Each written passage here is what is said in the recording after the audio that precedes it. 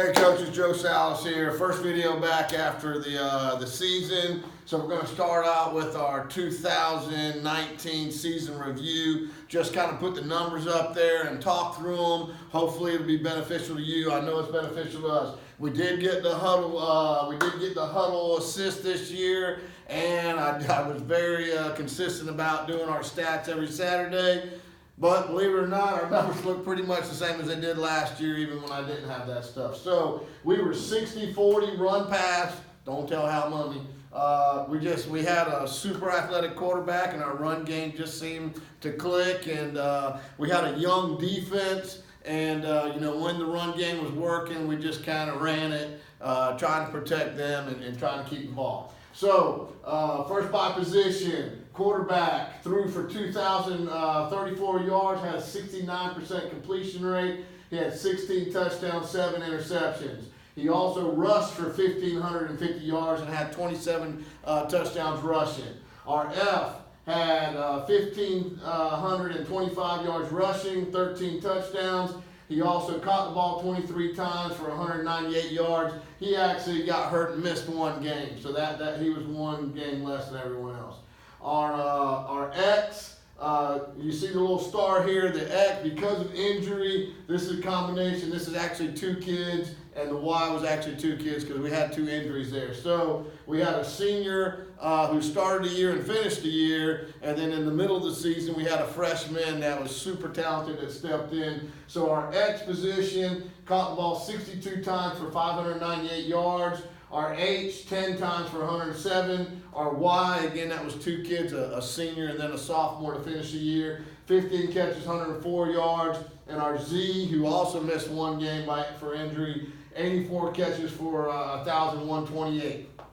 So, just like last year, our dogs are at the quarterback, the F, the X, and the Z. That's where our dudes are. And we try to feed the dudes. These 2 kids, the H and the Y, with the young kids, they were both sophomore. They were both going to be studs down the line. But right now, they're little skinny JV-looking kids, and they didn't get as many touches. But most likely, both of these kids, as they grow and get stronger, they're going to end up moving to the outside position probably by their senior year, and they'll be the dudes that we're feeding the ball to. So that's the numbers by position. Then we went and we broke it down by play. Again, it looks very similar to last year. I think we ran the ball a little better this year than we did last year, but when we broke the plays down, it's almost identical to what it was last year. Our shallow, again, don't ask me why, but I can't seem to call that enough. 4 times, 92, again, didn't call it enough. 92 was 8 times, 95 was 5 times, 96 and its tags 50 times, and we put this sprint out in, and had big plans for it, and ended up only calling it 2 times. We had really the second round playoff games. We really had plans to call it a bunch, and our quarterback ended up getting hurt in the first series, and we ended up not doing it. Quick game. 3 and 4 we called 0, although I promise you we're awesome at it in practice. We just didn't get to it. 5 and 6 was our hitch boot. 14 times, so we called that a little more than last time. 7 and 9 regained its place as our number 1 pass. We called it 56 times. Called the stick a lot more this year, 35 times. Probably could have called it twice that number. In the screen game, Larry Roger, 86 times. Lucy Rose, which are our tunnel, 11 times. Lita Rita, which is our tailback screen, 4 times. And Tom and Jerry, which is our bubble, only 9 times. We caught it more than last year, and we still need to call it more. But I don't know. I'm just not doing a good job at that. RPOs, lightning and thunder is our, when we fake it into the line and then throw behind it 17 times. Salt and pepper, which is our swing RPO, we call that 15 times. This one really looked good. I don't know why we didn't call it more, because it really fit what we were doing. And the run game, counter 324 times, power and power read 50 times, dart. We got a lot of head up techniques this year, and we just didn't get the front that we wanted to run the dart. We only ran it 3 times. Zone, we ran a little bit more than last year, 14 times. We were messing around with speed option, and we'll probably get rid of that because I just don't call it enough, but we ran it 8 times. So that's the numbers by position and by play. So what do you get from it? Well, obviously you can compare yours to this. We're second year in the system. You can compare your numbers and see how you did against us. For me, it shows me what we were good at. We were pretty dang good at slant shoot. We were pretty dang good at 4 verts. It tells us what we were bad at and probably what we need to drop. And there's going to be some deliberation on that. It tells us what we need to fix.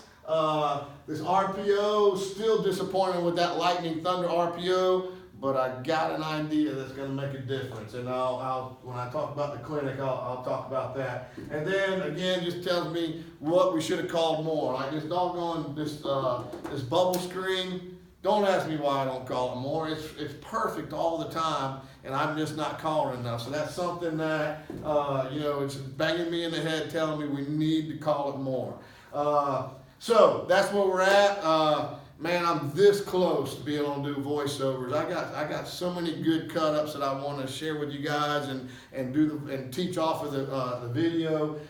Me and my daughter were up yesterday trying to figure it out, so we're real close on that one. We've got this clinic coming up next Saturday. I know it's early for a clinic, but we got this thing set up, the 92 mesh group intensive clinic. It's in Fayetteville. I think it's $40. I'm going to be speaking on RPOs and on turning the program around. And kind of my little bonus for coming to it is if you come to the RPO session, I'm going to give everyone that's in the session, I'm going to give you all my cut-ups on the RPOs, and I'm going to tell you what we're going to do with this Lightning Thunder next year that I think is really going to be a big difference. Coaches, I appreciate, man, the channel's grown. I almost didn't want to put a video up because the channel grew so much during the season without me putting videos up. But my big goal is by January 1 to be at 1,000 subscribers. Why? Heck, I don't know. It's just a goal. So help me out there. Consider subscribing to the channel. And I promise you, I'm this close to being able to do voiceovers and show you cut-ups. Coaches, I appreciate it. Thank you.